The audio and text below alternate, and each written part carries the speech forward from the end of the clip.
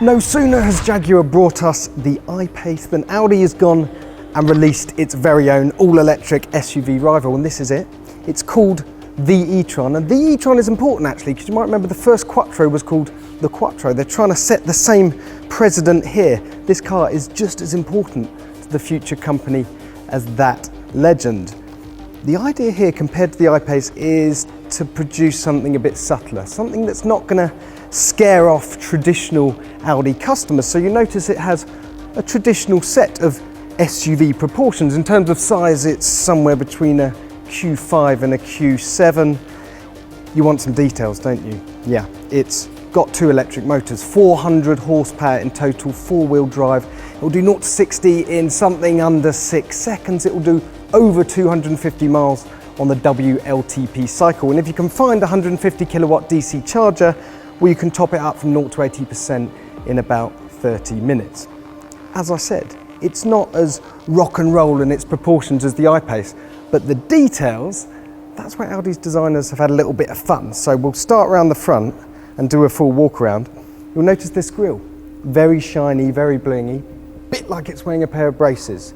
But the idea here is that the intakes here allow cooling for the batteries. The rest of it is blanked off, making it immediately recognizable as an electric car.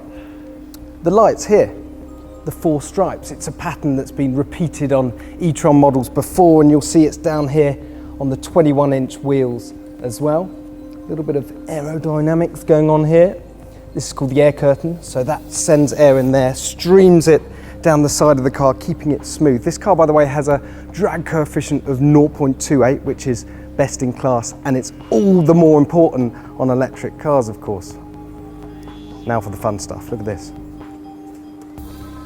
Oh yes, that's where you plug in and charge your car. There's another socket on the other side as well, but it's those little sci-fi details that I love. I'm a sucker for that sort of stuff. And here's more, look.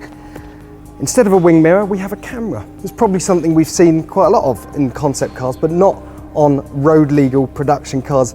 They're optional again, and they take an image, project it onto a screen on the inside there. You've got a slightly wider vision than normal. You can zoom in, you can send it to look down at the curb so you don't crunch your new 21-inch alloys. Very cool. Of course, they improve the aerodynamics as well. And just round the back, this is all as you'd expect, you see. Normal SUV proportions, roof bars, big wheels. Nothing to report here. Come around the back. You'll notice the full width light bar. Very Tron, very cool indeed. Now I'm told this will do clever dancey things when you switch the car on. It will animate and do cool shapes. Look, it's fine details that make this car futuristic and cool, but overall, I'm very at home here, very comfortable. Let's have a look inside. Okay, on the inside, again, it's not that different to any other SUV you'd buy from the Audi brand, but there are a few details I'd like to point out. The first is there are no physical dials. Sometimes you only get these screens as upgrade, but this is their electric flagship, and they wanted to throw as much technology at it as possible. Secondly is the center console. Because you don't have a transmission tunnel, you don't have to have a blocky thing sitting between you and your passenger. It's floating, it's got more space, there's more storage in here and here. It's a better place to be. Look at this, an illuminated ring around your seatbelt clip. Utterly pointless, but utterly brilliant. These are the things that just sucker me in, honestly. And lastly, well, there's this. Looks like you're on the flight deck of an Airbus A380, doesn't it? A large leather slab to rest your hand on, and then just a metal lever here that you rock back and forth to select drive, neutral, or reverse.